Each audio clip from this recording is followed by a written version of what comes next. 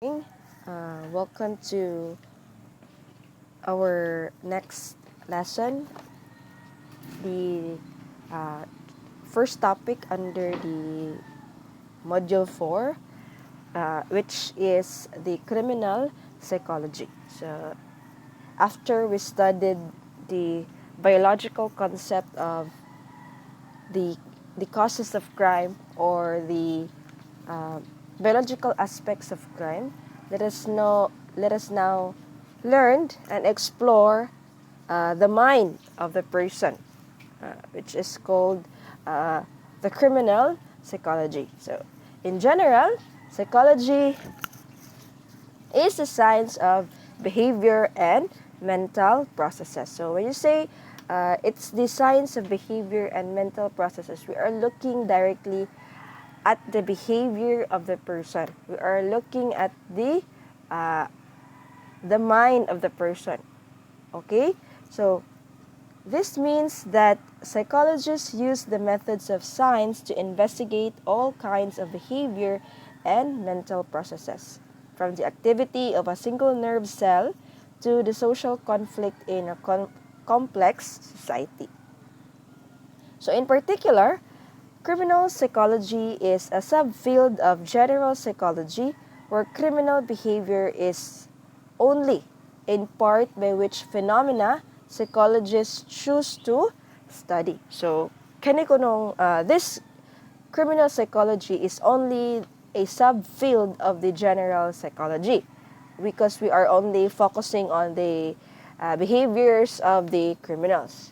Okay?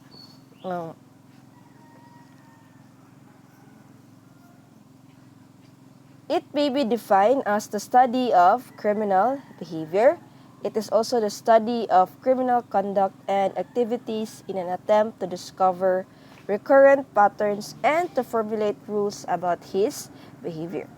So, a major description of criminal psychology is the word behavior. So, the behavior is the major premise of criminal psychology.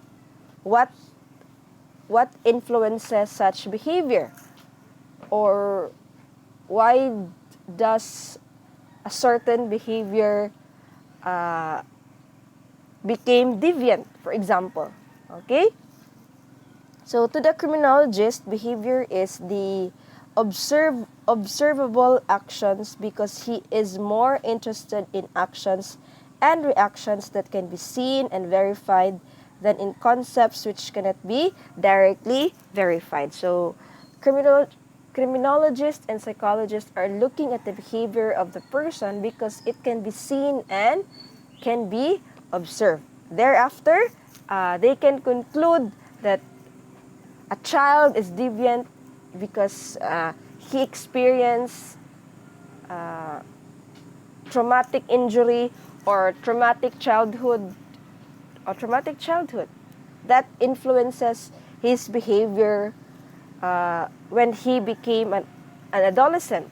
Okay, so the criminologist and psychologist looks into the behavioral pattern of a certain person because it can be seen and observed not just in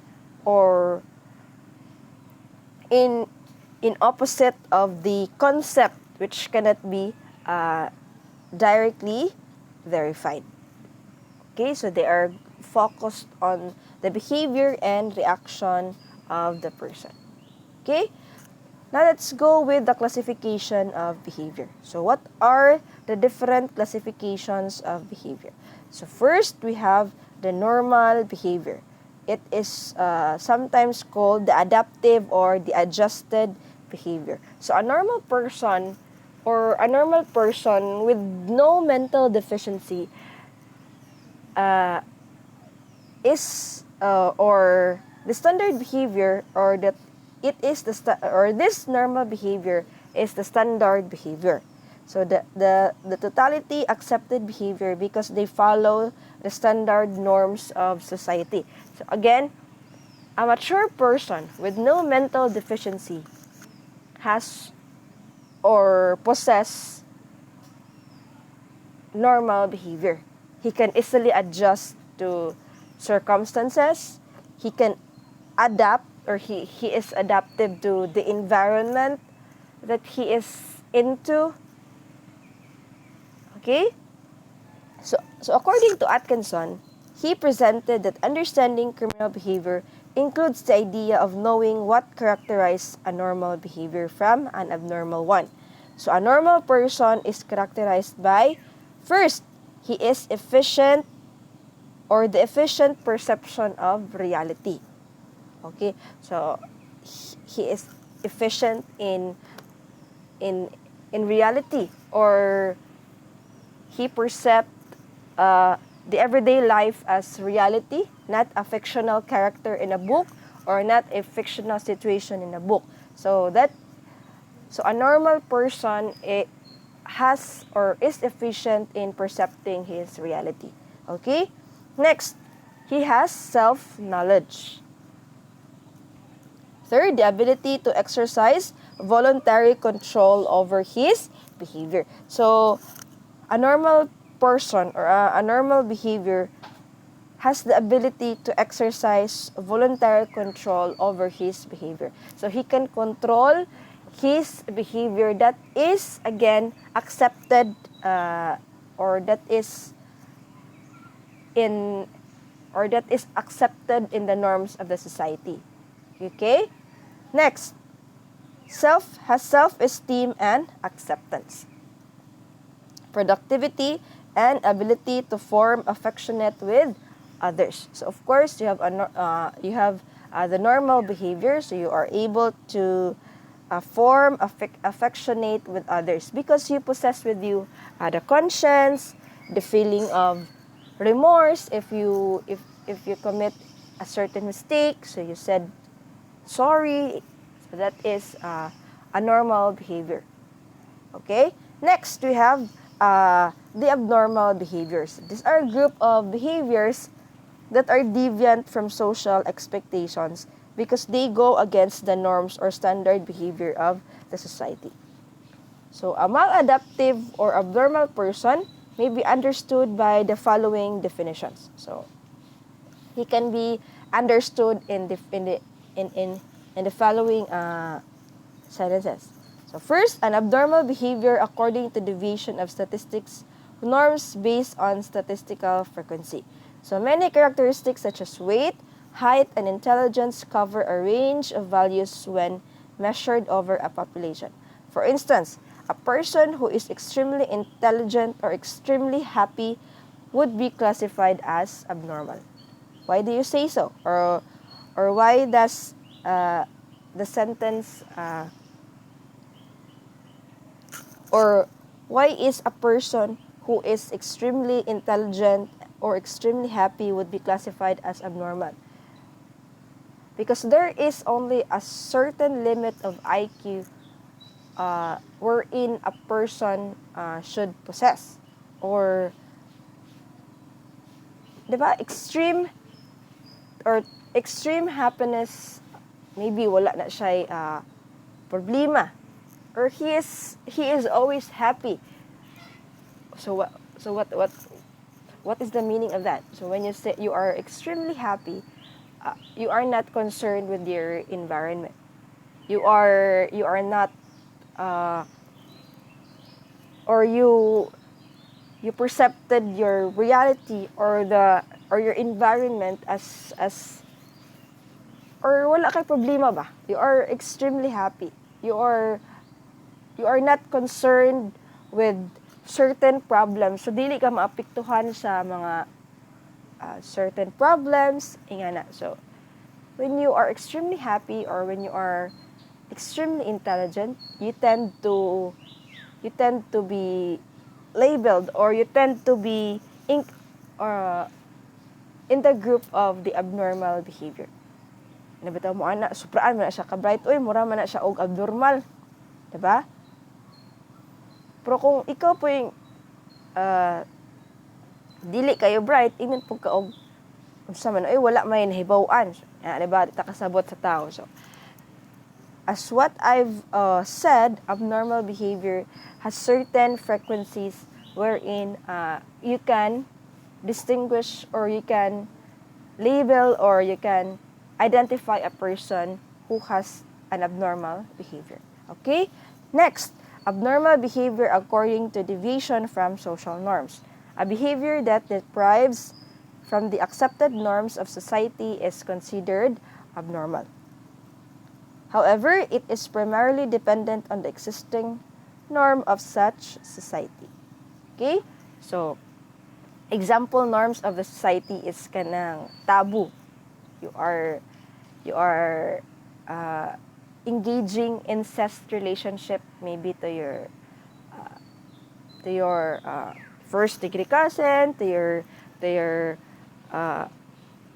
child, for example. So that are the behaviors that is not accepted in the norms of the society. So the behavior you are showing is already considered an abnormal behavior, or that is already an abnormal behavior, and your behavior deviates from the social norm.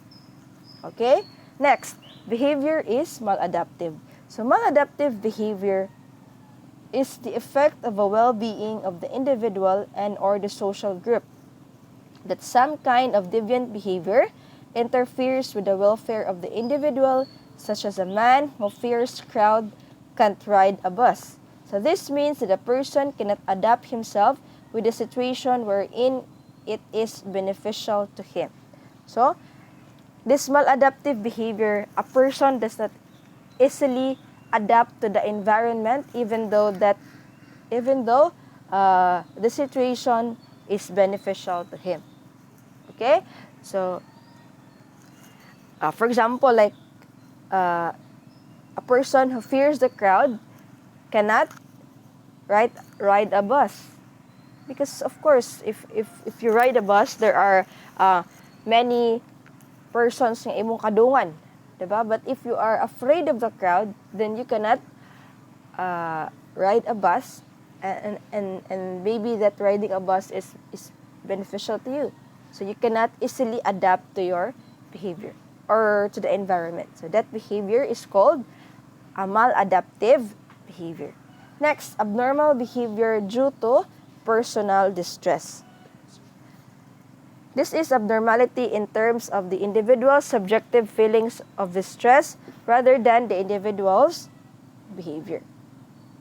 This includes mental illness, feeling of misery, depression, and loss of appetite or interest, suffering from insomnia, and numerous aches and pains. So, personal distress, your personal feelings, your that maybe you have mental illnesses, depression. So you tend to, or if you are depressed, you tend to not focus on the reality. Always na lang ka nagbukmok, ingana. So you tends to have an abnormal behavior due to personal distress.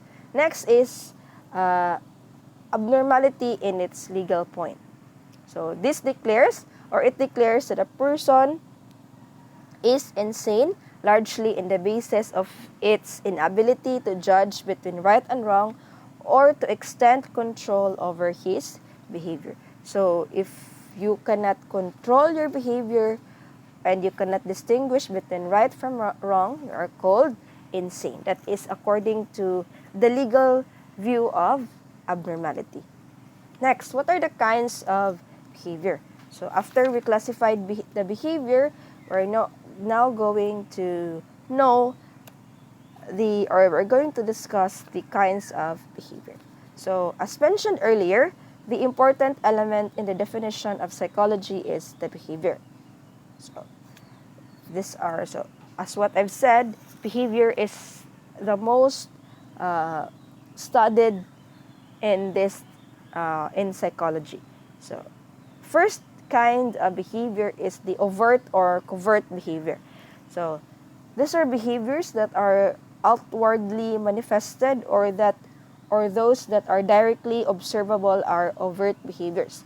So if you can easily observe the behaviors, if you are or you can directly see the behavior of a person, so that behavior is called overt behavior. So likewise, when you say Covert behaviors, these are behaviors that are hidden, not visible to the naked eye. So there are maybe there is a certain behavior of a person that you cannot see from his or from the naked eye. He may be happy on the he may be possess a happy aura, but when she is in her room, he feels alone.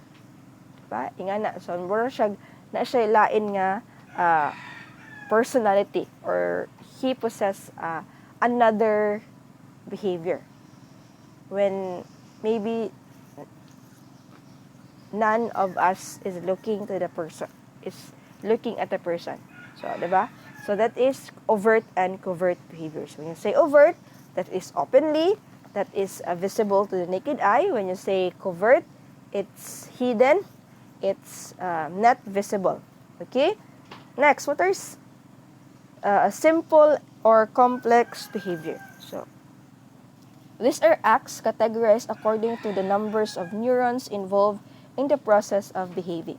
So, simple behavior involves less number of neurons, while complex behavior involves more numbers of neurons, a combination of simple behavior. So, psychologist looks into the neurons that influences the factors of behavior. Okay? Next, we have the rational or irrational behavior. So, voluntary behavior is an act done with full volition of will, as when we discriminate, decide, or choose, while involuntary behaviors refer to the bodily process, show on his sanity, and the person laugh out loud at nobody or nothing in particular. So, rational or irrational behavior, so, klaro kayo. Okay? So, when you say voluntary behavior, it's an act done with full volition. So, when you say full volition, there are no underlying circumstances that influences your behavior. Okay? So, when you decide or choose, there are no underlying circumstances that may influence your behavior. So, when you say involuntary behaviors, refer to the bodily process, show on his sanity, and the person laugh out loud at nobody or nothing in particular. So, that is an involuntary behavior. Actually, this discussion is very long, or the PDF of this chapter is very long. So, this PowerPoint presentation are some of the important lesson or important topics or important subtopics in this chapter. So, I am only discussing some or the brief important terms or important lessons ani na PowerPoint presentation. So, now let's go with the aspects of behavior. So, aspects of the behavior includes the intellectual aspect. So, this pertains to our way of thinking, reasoning, solving problem, processing information, and coping with environment. So, this involves our intellect, our intelligence. Okay? So, your intellectual aspect pertains to our way of thinking. So, how we reason out, how we solve problem, or how we process information, and how do we cope up with the environment. Diba? The environment is dynamic, or the environment is changing. How can we, or the intellectual aspect states that we can easily cope up with the environment. Or that is one of the aspects of the environment, the behavior. Next is we have the emotional aspect. So this pertains to our feelings, moods, temper, and strong motivational force. So this pertains now to our feelings, our moods, temper, and strong motivational force. So this is the second aspect of behavior. Next is the social aspect. This pertains to how we interact or relate with other people. Next, the moral aspect refers to our conscience and concept on what is good or bad. Psychosexual aspect, this pertains to our being, a man or a woman, and the expression of love. Next, the political aspect. This pertains to our ideology towards society and government. Last, we have the value and attitude. This pertains to our interest towards something, our likes and dislikes. So, that are the aspects of behavior. So, if if if if your behavior deviates at least or the behavior you are showing on the different aspects of behavior. So if your behavior deviates to the normal behavior, of course your behavior is called an abnormal behavior. Okay, so that are the aspects of behavior. Next, let's go with the mental disturbances as causes of crime. So, mental deficiency as the cause of crime. So, this is a condition of incomplete development of the mind which exists before the age of 18, whether arising from inherent causes or induced by diseases or injury. Diba? When you say 18 years old, that is a full mature person. So the mind has fully developed when a person reaches 18 years old. Okay? So how are mental deficiencies influences crime or influences the commission of the crime, or how our mental disturbances explains the causes of crime. So let's go with the classes of mental deficiency. So first is idiots. So idiots, they are persons whose case exists mental defectiveness of such a degree that they are unable to guard themselves against common physical dangers. So their mentality is compared to a 2-year-old person.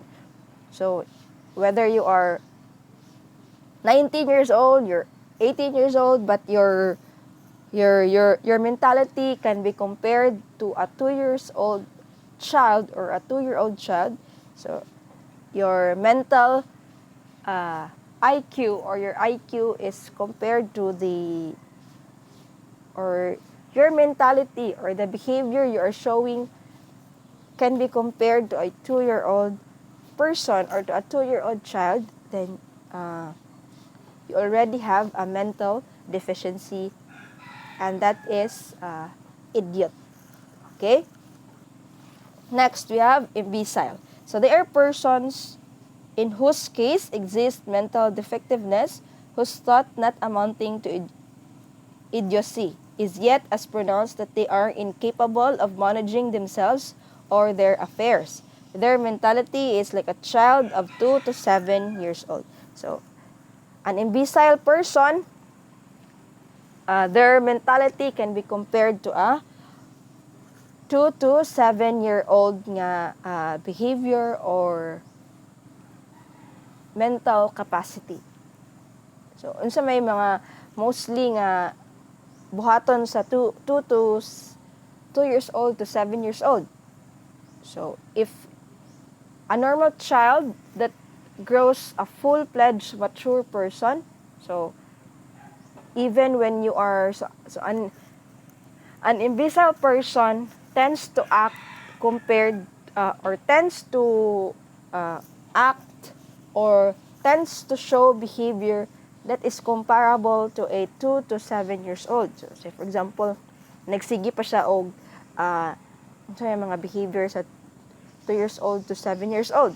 So, let's say for example, 2 years old, di pa siya kaibaw mo storya. And you are already 19 years old, then you still don't know how to speak. Yan na. So, you have a mental deficiency or you are an imbecile person. Okay? Next, a feeble-minded person. Those in whose case exists mental defectiveness, which though not amounting to imbecility is yet to pronounce that they require care, supervision, and control for their own or for the perception of others. Or in the case of children, They appear to be permanently incapable by reason of such defectiveness or receiving proper benefit from the instruction in ordinary schools. So, a feeble-minded person, so that is when this person imo na siyang gipa-eskwela into an ordinary school, a normal school, so he cannot, or that person cannot easily adapts to the environment, or ang iyang processes ba is hinay. Okay, kanang compared to a normal person, so a feeble-minded person tends to have more supervision, tends to have more care. Ingana ang feeble-minded person. Next, we have moral defectiveness. These are persons wherein mental defect exists coupled with strong vicious or criminal propensities and who require care and supervision and control for their own or for the protection of others. So, that is somehow the same with the feeble-minded person. Next is schizophrenia.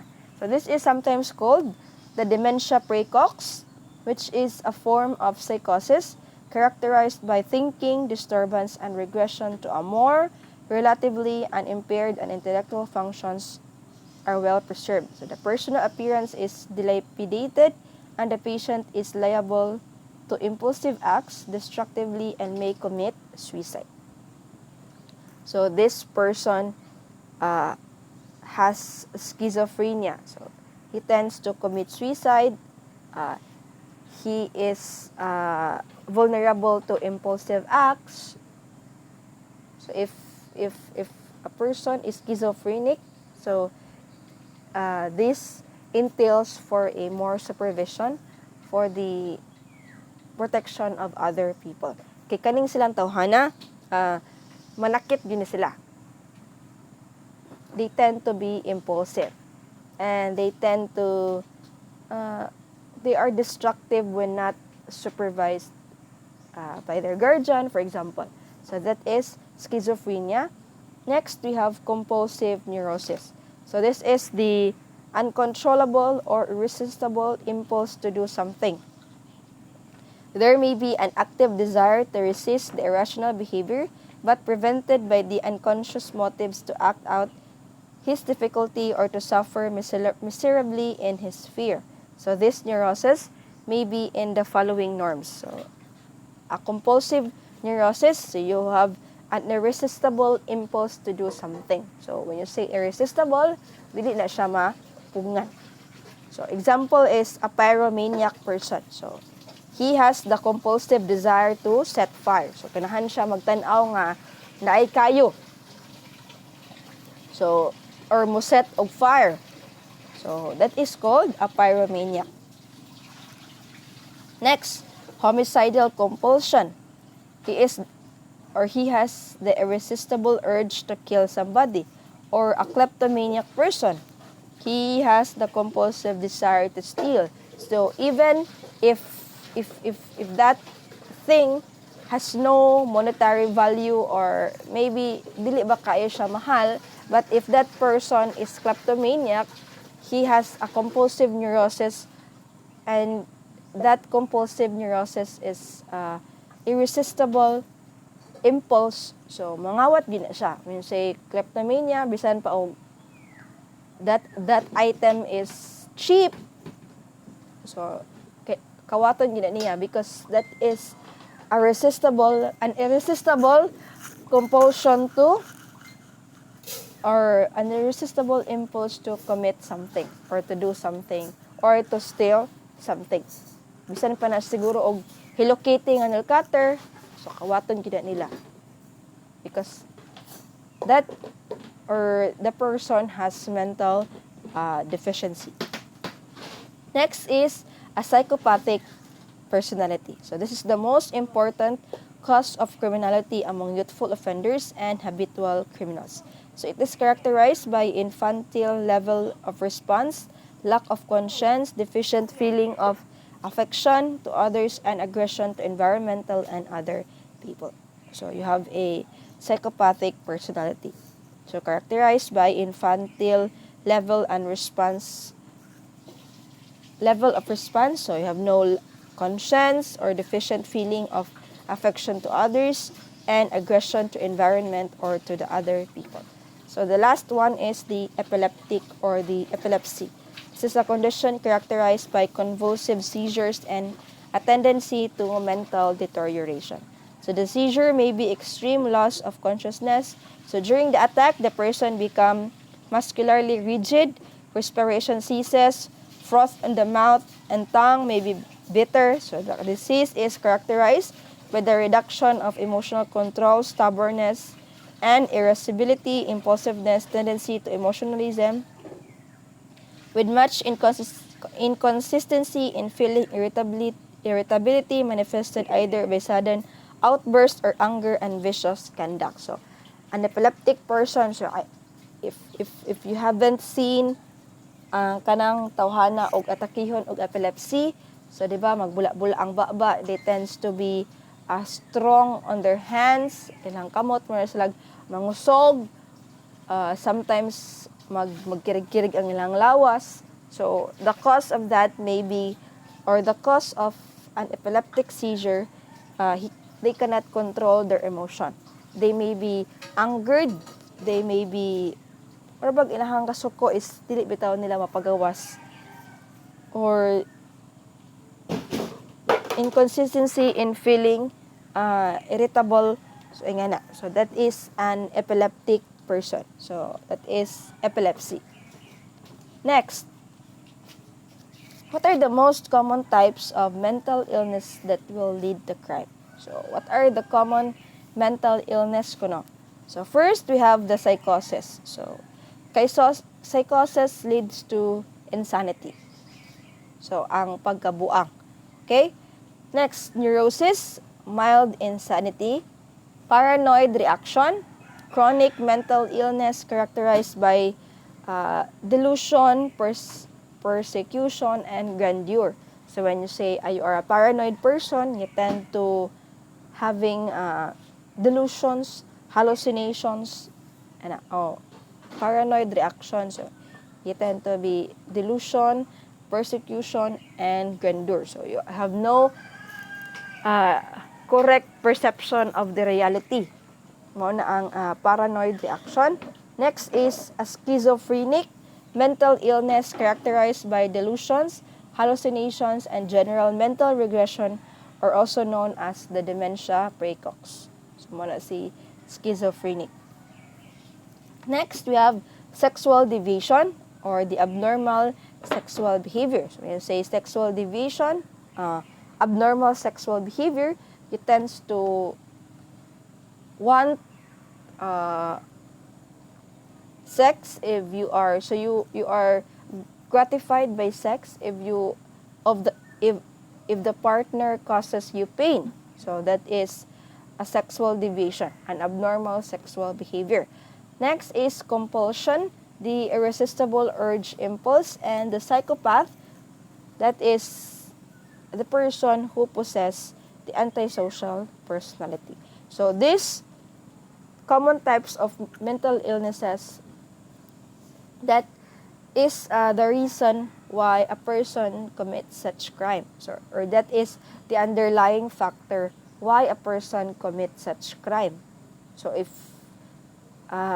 they have that mental illness, they tends to again commit crime in the near or in the future because they cannot control their mind.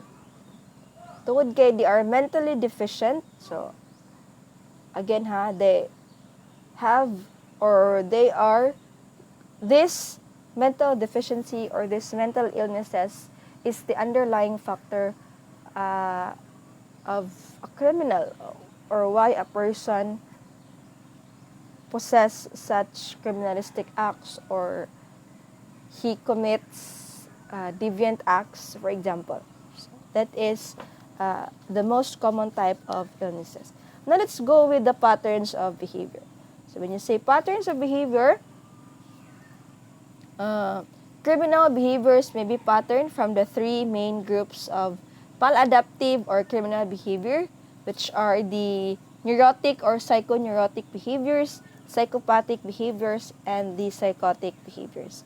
So first, we are going to discuss the neurotic or the psychoneurotic behaviors. These are groups of mild functional personality disorders in which there is no gross personality disorganizations and the individual does not lose contact with reality.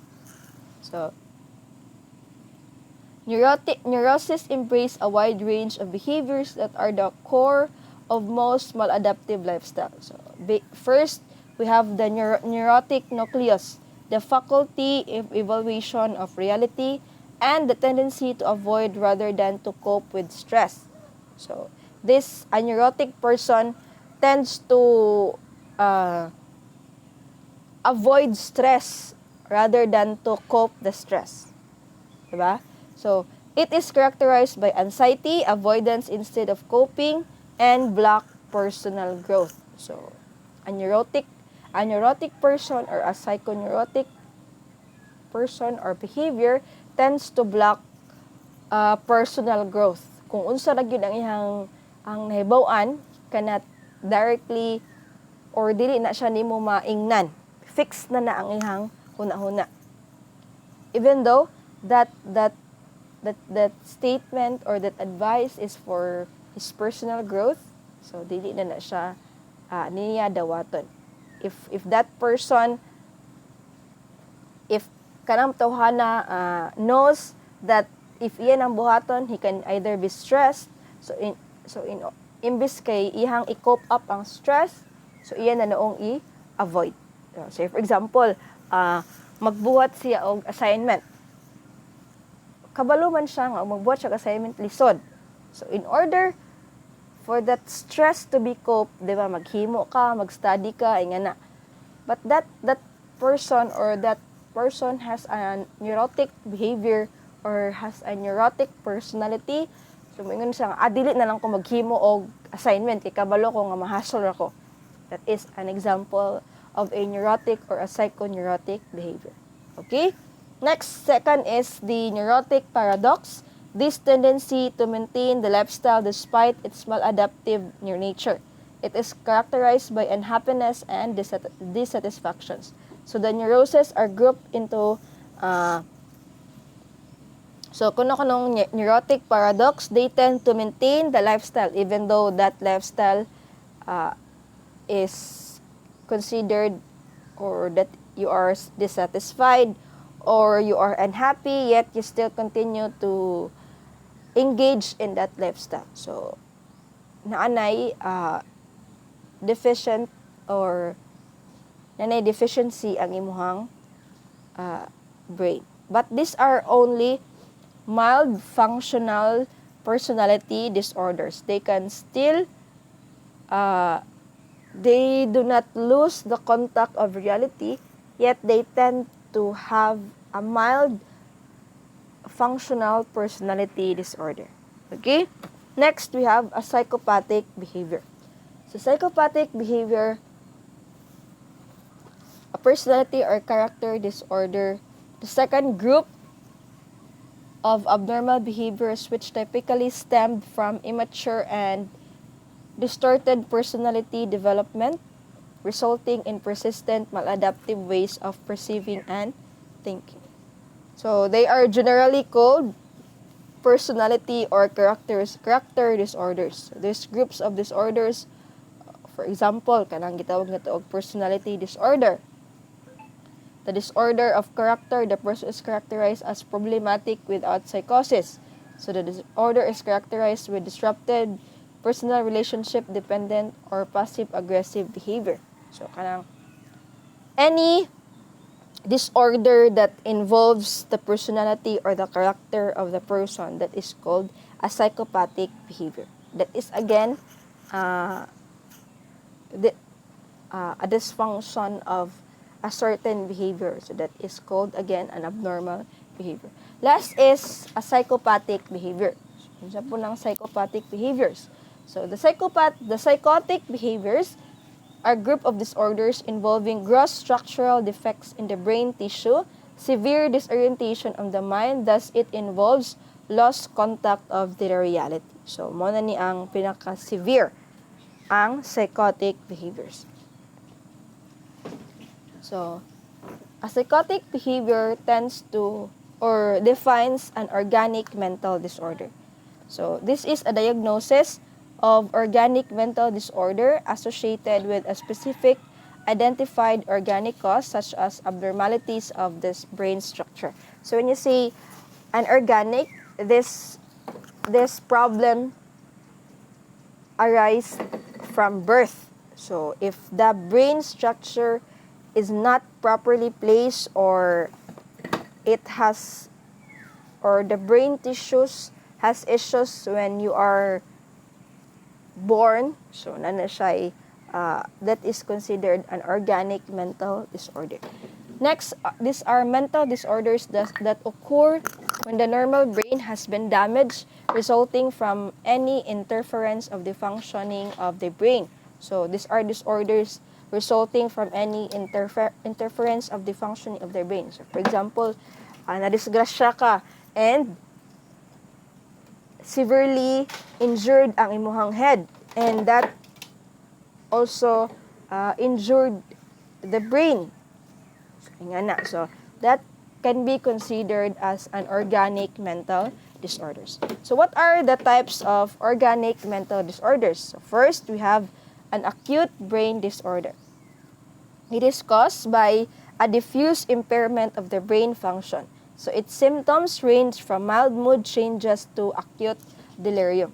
So nakay acute brain disorder. Next is the chronic brain disorder. The brain disorder that result from injuries, diseases, drugs, and a variety of other conditions. Kana ang gitawag na to chronic brain disorder that resulted from injuries, diseases, drugs, and a variety of other conditions.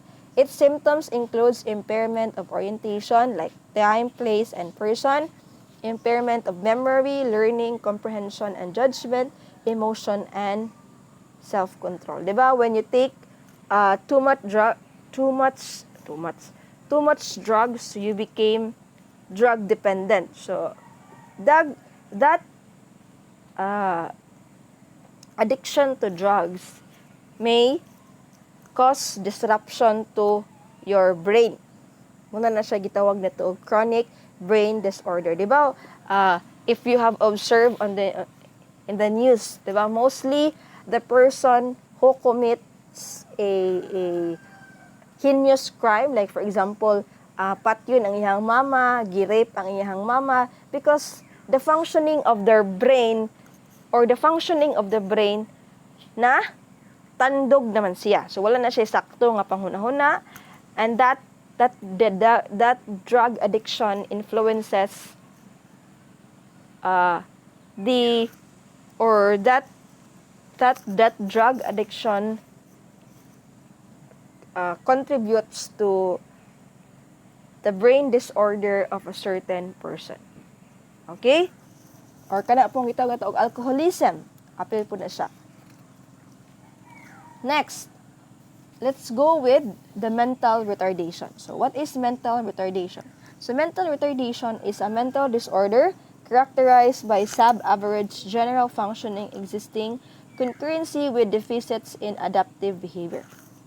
It is a common mental disorder before the age of 18. So muna na katong giingon ako ganiha.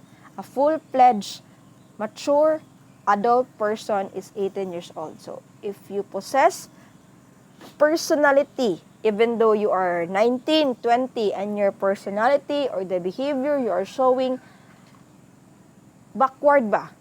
Bisan pagdako na ka and the personality nga imong gipakita or ang behavior na imong gipita is comparable to a 1-year-old child, to a 2-year-old child, a 7-year-old child. So, na ka, you are mentally retarded. So, muna ni ang levels of mental retardation. So, these are the type of retardation, the level of IQ, and the description. So, mild mental retardation, so ang IQ level niya is 52 to 67 ang iyang IQ. IQ, that is the intelligence quotient. So, 52 to 67, and that is the level of intelligence quotient in a mild mental retardation has a 52 to 67 IQ, and it can be educable, or pwede pa naman na siya ma-educate. So the normal IQ of a person is between 90 to 110. So that is the normal intelligence quotient of a person. Next, we have the moderate mental retardation. So the level of IQ is between 36 to 51, or it can be trained or trainable. Ang IQ ana is though they have or they are mentally retarded, so pwede pagyapon na siya nimo ma-train. Next, we have severe mental retardation.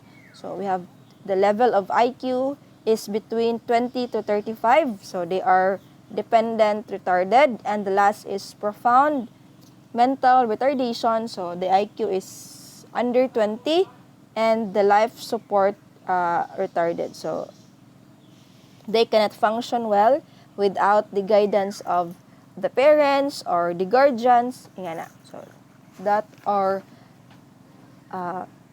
mentally or a mentally retarded person. Next, let's go with the last topic, which is the sexual deviations. So, sexual deviation is the impairment of either the desire for sexual gratification or the inability to achieve it. So, sexual disorders are common causes of sex crimes.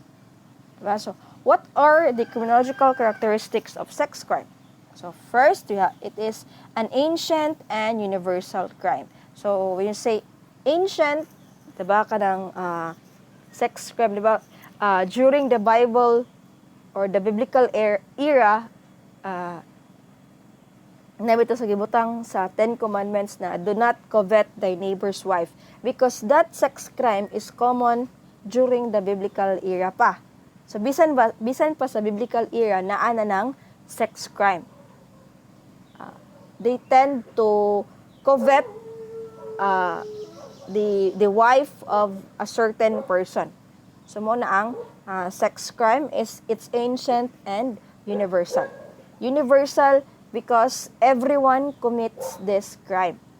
Okay? Next, there is a close contact between the offender and the victim. So, there is a close contact between the offender and the victim. So when you say the child was raped, so and the offender is his close friend or his best friend or his uncle, for example.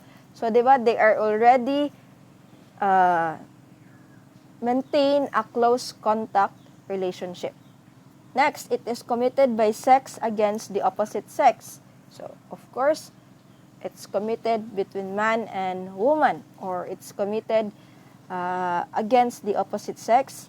Next, sex is an inborn instinct. So, a person has an inborn instinct for sexual gratification. Diba? So, that person, sa ato ang pagkatao, we have that instinct to be sexually gratified. Okay? Next, sex act as crime depends on the existing moral value of society. So, sex act as crime depends on the existing moral value of society.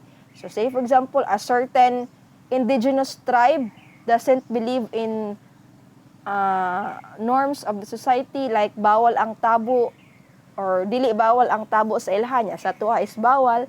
So, they can have sex, or that taboo is not a crime in their indigenous group, even though sa atua that is considered as a deviation from a normal behavior. So, diba? Next, many sex crimes are committed and not reported. So, diba? Of course, it is very common. Daghan ang mga sex crimes but not reported. Or if ma-report mo gani siya, the damage has been already done, or ang child or the girl or the woman was continuously raped by a person and she is afraid to report such crime, though ma-report na siya pero dugay. That also influences maybe threat, gihulga siya sa offender, yan na. So that is one of the characteristics of sex crime. So it is also common crime among the lower class of society. Unlike other crimes, sex crimes can be pardoned by marriage. Yes, of course, rape can be pardoned by marriage. So if the child or agrees to marriage by the offender, so wala nay kaso nga rape, because ni-allow siya sa marriage without threat or intimidation. So that person is extinguished for the crime that he committed in exchange of marriage. Next, there is a seasonal variation in the frequency or commission. Next, severity of punishment does not deter its commission. Diba? So this severity of punishment, so even though punishment is reclusion perpetua or life imprisonment or maybe death, so it does not deter the commission of the crime, because again, we have in ourselves the sexual instinct for sexual gratification. Okay? So next, its consequence, like pregnancy, becomes a legal problem. The usual victims are children. So most victims of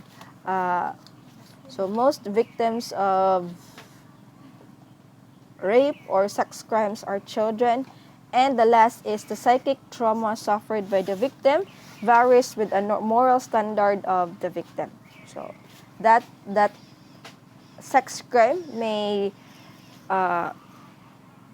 give trauma to the child, to the person, to the woman that was raped.